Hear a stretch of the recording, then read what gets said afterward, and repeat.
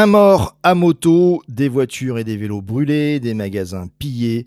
Ces images deviennent malheureusement habituelles à Paris. Elles ont été filmées le week-end dernier. Et cela montre à quel point vivre à Paris et même tout simplement en ville devient une véritable épreuve pour ceux qui ont un minimum de discernement. Ces images doivent être comprises à la lumière de la foi chrétienne. Vous ne pourrez pas sortir de Paris le jour où la révolution va éclater. Il suffit de regarder ces images. Le périphérique a été bloqué porte-maillot et ces images se généraliseront dans les prochains mois ou les prochaines années. Tout dépendra de nos prières. Car oui, les prophéties insistent sur le fait qu'un jour, tout va exploser et qu'il ne sera plus possible de sortir de Paris. Voici quelques prophéties qui l'attestent. Je vous en avais présenté quelques-unes dans le 7e numéro de ma revue Les Amis de Joseph, dont celle de Sœur Catherine Fulgang, une âme stigmatisée de Lorraine très peu connue, morte en 1915 et qui voyait, je cite, les émeutiers qui saccageaient, incendiaient Paris, principalement les beaux quartiers. C'est ce qui s'est produit le week-end dernier, mais ça s'est plutôt bien fini. Mais un jour, ça ne se finira pas bien. Illmayer avait dit que la ville à la haute tour de fer est en feu, c'est-à-dire la tour Eiffel. Mais ce sont ses propres gens qui y mettent le feu, c'est-à-dire des Français, à cause d'une révolution, et non pas à cause de l'armée russe qui viendra juste après pour raser la ville par une bombe atomique. Il le disait, je le vois très clairement. Ernst Stiglitz rajouta « Paris est victime d'insurgés français qui mettent eux-mêmes le feu ». Ces prophéties sont à comprendre à la lumière de la foi chrétienne. La révolution n'est pas encore pour cette année, mais ces images parlent d'elles-mêmes. Ce qui était annoncé il y a plusieurs décennies ou siècles devient possible. De même que sortir de Paris va devenir de plus en plus compliqué et donc prévoyez, la sagesse vous le demande, prévoyez de fuir Paris rapidement. Il faut du temps pour quitter Paris si vous avez des enfants scolarisés ou un travail. Car Marie-Julie Jaïni nous l'a conseillé, c'était l'archange Saint-Michel qui lui a dit en 1881 « Heureux ceux qui sauront abandonner ces murs et se réfugier loin de ce lieu pitoyable, Paris, où les victimes s'amasseront en monceaux. » Tout est dit, fuyez Paris si vous le pouvez rapidement, demandez votre mutation. Si vous attendez le dernier moment, vous risquez malheureusement de vous faire piéger comme tous ces gens en voiture qui voulaient tout simplement retourner chez eux, mais qui ne pouvaient pas le faire. Eh bien, quand ça va exploser à Paris, quand socialement il va y avoir la révolution qui va arriver, vous ne pourrez plus quitter Paris et ces images vous le prouvent. Alors la sagesse vous invite à trouver un lieu de repli, loin des grandes villes comme Paris, Lyon, Marseille, Bordeaux, Rouen, Lille, Nantes ou Rennes, tristement célèbres dans les prophéties catholiques, chez quelqu'un de votre famille ou alors chez une connaissance de confiance, en zone bleue ou en zone blanc sur cette carte. Votre vie et celle probablement de vos proches en dépendent également. Continuons.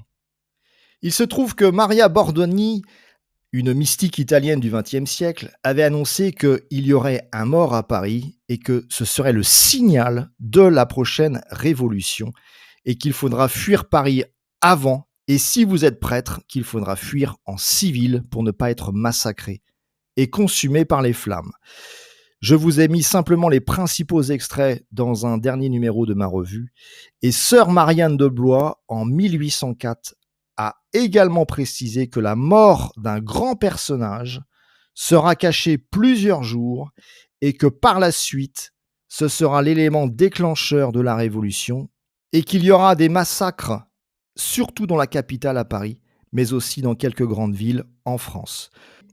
Et je vous avais mis plein de prophéties dans le 7e numéro de ma revue Les Amis de Joseph sur la prochaine guerre civile en France. Et vous voyez, il y en a déjà quelques-unes qui commencent à se réaliser.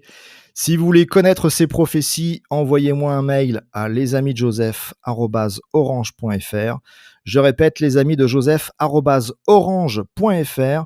Je vous dirai comment vous abonner à ma revue bimestrielle, Les Amis de Joseph, et vous aurez tous mes conseils de préparation pour vous préparer aux grands événements prédits. Allez, on continue. Alors ces images pourraient vous inquiéter, et vous pourriez vous dire que les grands événements prédits vont avoir lieu dès cette année, à partir du 29 juin annoncé par Marie-Julie Jany, mais moi je vous dis que ça ne sera pas cette année, ça n'est pas possible et je vous le dis et le redis, je vais vous expliquer pourquoi. Nous n'avons pas encore le chaos économique qui va déclencher les faillites de très nombreuses entreprises. Nous n'avons pas encore cette bataille navale annoncée en mer Méditerranée par les prophéties d'Illmayer à cause d'un conflit qui devrait naître chez les Juifs et les Arabes. Alors certes, vous allez me dire que la situation entre l'Iran et les États-Unis peut très vite se dégrader avec cette guerre qui est en forme de montagne russe avec des bombardements, puis le retour de la paix. Il y a déjà quand même pas mal de signaux faibles envoyés par le détroit d'Ormuz avec tous ces bateaux bloqués. Oui, c'est vrai. De très nombreux autres signes doivent arriver aussi bientôt, qui ne se sont pas encore produits. Je pense notamment à des émeutes qui éclateraient aux États-Unis. Et pourtant, vous le savez, il y a régulièrement des manifestations anti-Donald Trump. Il y a même eu récemment plusieurs millions d'Américains qui ont défilé contre la politique de Donald Trump, avec ce slogan qui les résumait « No Kings, no rois », c'est-à-dire qu'on ne veut pas d'un homme qui dirige les États-Unis comme un roi. Les grandes villes américaines ont vu défiler des grandes stars contre la politique de Donald Trump. Néanmoins, ça n'est pas encore les émeutes aux États-Unis, ni les épidémies ne sont pas encore en cours. Vous voyez, par exemple, les épidémies arrivent annoncées par Illmayer, personne ne les connaît ni ne peut les soigner. Ce qu'il est un peu plus, c'est que Donald Trump est peut-être en sursis. Vous voyez, il y a quelques semaines, au cours d'un dîner de gala à Washington, il aura échappé à une nouvelle tentative d'assassinat à cause de cet homme qui a forcé le barrage des services de sécurité et qui a voulu tuer le président. Il s'agissait non pas d'un illuminé, mais de quelqu'un qui voulait vraiment tuer le président américain. Et on voit que les prophéties deviennent vraiment des boussoles pour notre temps, puisque tout cela était imprévisible à l'époque de ces visionnaires, mais tout cela devient aujourd'hui notre réalité. Le troisième conflit mondial, des prophéties d'Illmayer, dans les nombreux signes, il parlait de beaucoup de bons dirigeants qui sont assassinés jusqu'à la guerre, car Dieu seul gagne. Vous voyez, Donald Trump est, je pense, en sursis, mais autre signe dans l'actualité, c'est celui-ci. C'est l'étincelle qui a mis le feu aux poudres, qui est jetée dans la poudrière des Balkans. Et voyez-vous, il y a quelques jours, un drone russe s'est abattu sur une tour résidentielle en Roumanie, pays de l'OTAN, à la frontière avec l'Ukraine. Et vous voyez, ce petit incident aurait pu déclencher l'article 5 des pays de la force atlantique, à savoir une défense mutuelle et donc une riposte de l'OTAN. Et donc on voit à quel point maintenant les prophéties se réalisent jour après jour, qu'il faut tout comprendre à la lumière de la foi chrétienne, mais en connaissant tous ces livres sur les prophéties, j'insiste, ça n'est pas pour cette année, vous avez encore du temps pour vous préparer. Néanmoins, restons vigilants, veillons et prions. D'autant plus que cette prophétie sur la poudrière des Balkans, donc c'est-à-dire l'Europe de l'Est, eh bien, doit naître l'invasion russe dans un contexte de guerre au Proche-Orient. Et donc, je ne vous fais pas de dessin, vous le savez aussi bien que moi. Les Américains et l'Iran sont toujours en guerre. Donald Trump dit tout et n'importe quoi dès le lendemain. C'est très compliqué de savoir ce qui peut arriver, sauf si on regarde les prophéties comme une boussole et qui pourrait nous permettre de bien comprendre les prochains mois ou les prochaines années. Oui, l'économie devrait s'effondrer, c'est le premier élément prophétique annoncé par les prophéties sérieuses. D'abord l'effondrement financier, puis les révolutions, puis la guerre. Alors, autre prophétie tirée de ce livre, Miracle au cœur des ténèbres, de Marie-Julie Jany. Elle a prédit l'insécurité pour notre époque, et donc les images du week-end dernier suffisent à le démontrer. Elle a même décrit le portrait de ces barbares, de ces voyous qui sèment partout le chaos, les pillages et qui sèment aussi l'insécurité. Voici cette prophétie du 23 novembre 1882. Nuit et jour, les coureurs se livrent au mal, à l'incendie, l'affreux assassinat Ils vont user de la poudre violente qui réduit en lambeaux les murs les plus solides bâtis sur la terre. Et donc, cela veut dire qu'ils vont utiliser bientôt les armes et qu'ils vont incendier, ni plus ni moins, la ville de Paris. C'est annoncé dans un chapitre qui décrit les prophéties de Marie-Julie Jahenny sur Paris. Tout ça dans un contexte où les ouvriers auront du mal à survivre et qu'ils auront aussi malheureusement peu de possibilités de trouver du travail. Alors pour en revenir au portrait de ces impies coureurs, Marie-Julie Jahenny a détaillé avec beaucoup de prophéties le portrait de ces voyous qui sont déjà en pleine liberté et qui feront régner leur pouvoir d'une manière qui fera frémir, mais aussi dans les villes, les bourgades, les campagnes et toutes les contrées enfin. Cela, une prophétie en cours de réalisation puisqu'ils vont bientôt prendre le contrôle total de la France pendant la Révolution. C'est annoncé par tant de prophéties de Marie-Julie Jahenny. Je ne vous en présente qu'une seule. À vous de vérifier ce que je vous dis dans ce livre. Miracle au cœur des ténèbres. Autre prophétie de Marie-Julie Jahenny qui vous concerne. Il vous sera facile de reconnaître ces monstres, c'est-à-dire les impies coureurs. C'est annoncé par la Sainte Vierge Marie le 22 janvier 1878. Qui brûle nos villes, qui saccage nos magasins, qui vient sans arrêt créer un climat d'insécurité dans une impunité totale. Je ne vous fais pas de dessin, les tirs de mortier suffisent, il suffit de regarder ceux qui les utilisent. C'est à vous de discerner quel est le profil de ces impies coureurs annoncés par la redoutable précision des prophéties de Marie-Julie Jahenny, mais aussi d'autres mystiques stigmatisés qui bénéficiaient du don de prophétie. Sachez qu'il est bien précisé que pour les temps futurs, ces impies coureurs vont piller les grandes villes et qu'ils vont répandre le mal horrible un peu partout. Alors permettez-moi maintenant de vous présenter une autre prophétie. Il s'agit d'une prophétie de Saint Vincent Ferrier qui date de 1403 et qui est parfaitement adaptée à notre époque.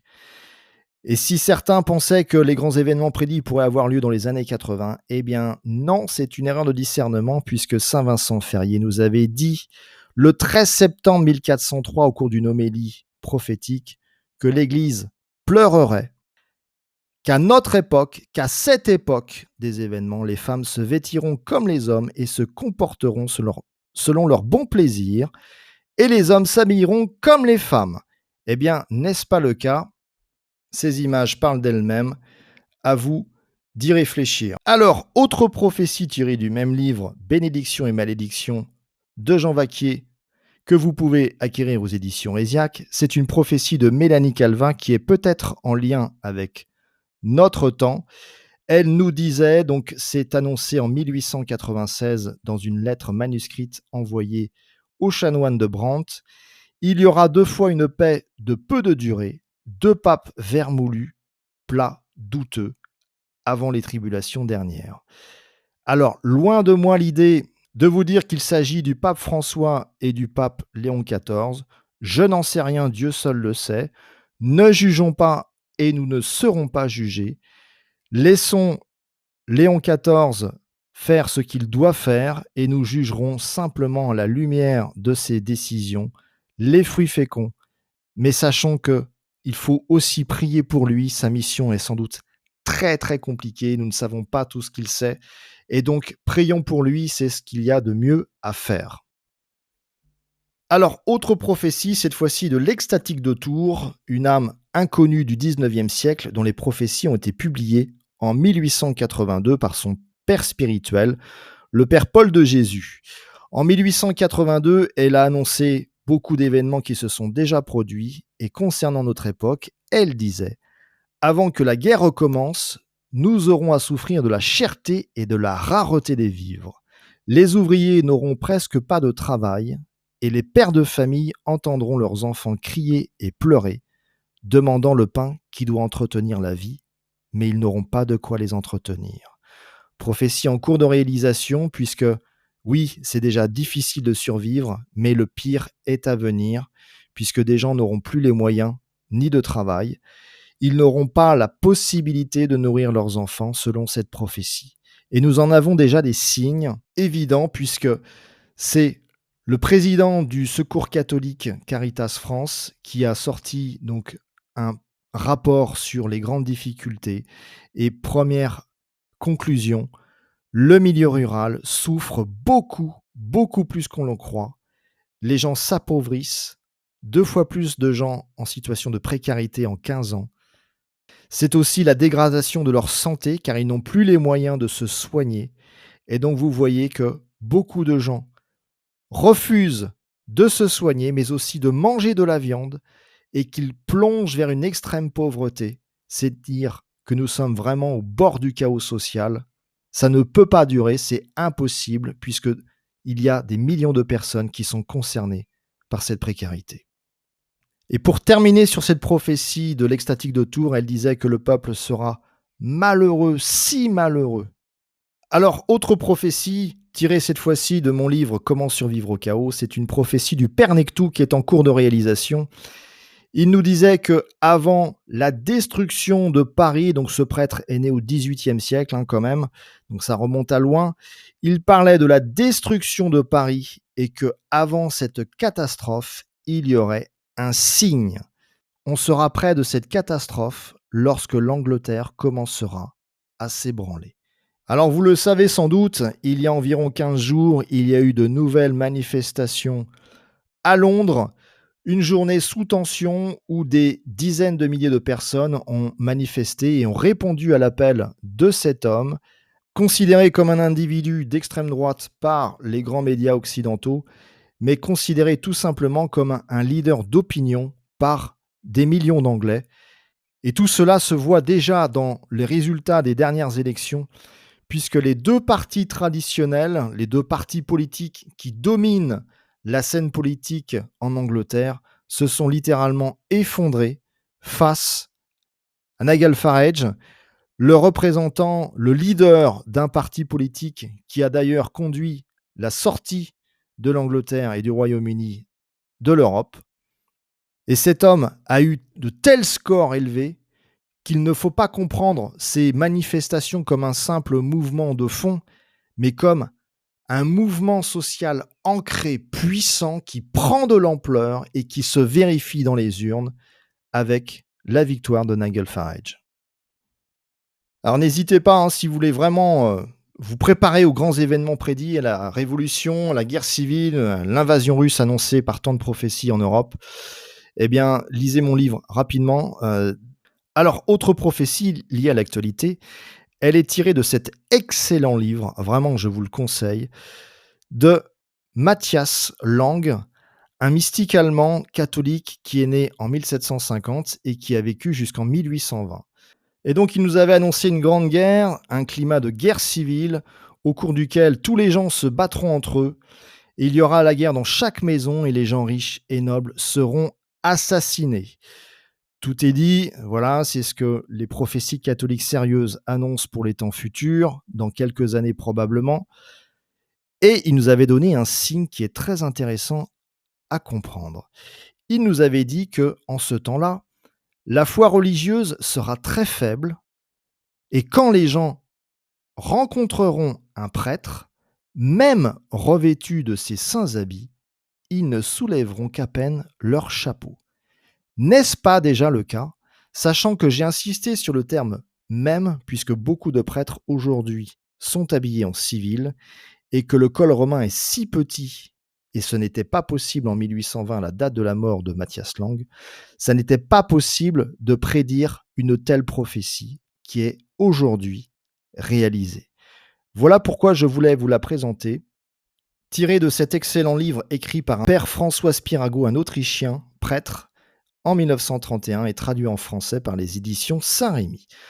Autre prophétie, tirée cette fois-ci de ce livre, Les prophéties du pape Pie XII, écrit par l'un de ses médecins personnels. J'en avais fait une vidéo, je n'y reviens pas. C'est l'annonce d'une mauvaise éducation qui va sans doute engendrer les pires troubles à venir. Le pape Pie XII a dit « Une fraction de la jeunesse sera corrompue par les facilités mêmes que lui accorde si largement l'éducation dite moderne. » Et si les écrans peuvent légitimement être dénoncés ou sous-entendus dans cette prophétie, alors dernière prophétie, en lien avec l'actualité, celle de Marie Jossaume, qui, est, qui a vécu au 19e siècle et qui nous avait évoqué, elle aussi, la destruction de Paris. Mais surtout, elle nous disait bien que les événements arriveront comme un coup de foudre au moment où on se croira au calme. Tout est dit, ça n'est pas pour cette année, j'en suis convaincu. Je vous ai donné beaucoup de signes, et il y en a d'autres que j'aurais pu vous donner. Mais veillez et priez. Et donc terminons cette vidéo par le nécessaire, c'est un petit temps de prière. Je vous confie dans vos prières aujourd'hui un prêtre, je ne vous donnerai pas le nom, simplement son prénom. C'est le père David qui est persécuté par son évêque. Je vous demande également de prier pour Patrice, un agriculteur des Deux-Sèvres, qui a besoin de vos prières et qui voulait aussi vous partager sa joie d'avoir réussi sa saison de fourrage, qui est pour lui peut-être sa dernière, vu les calamités agricoles annoncées par les prophéties de Marie-Julie Jahenny avant la révolution à venir. Prions pour l'abbé David et prions pour Patrice. Au nom du Père et du Fils et du Saint-Esprit. Amen. Je vous salue Marie, pleine de grâce. Le Seigneur est avec vous. Vous êtes bénie entre toutes les femmes, et Jésus, le fruit de vos entrailles, est béni. Sainte Marie, Mère de Dieu, priez pour nous pauvres pécheurs, maintenant et à l'heure de notre mort. Amen. Que le Seigneur vous bénisse et vous protège. Amen.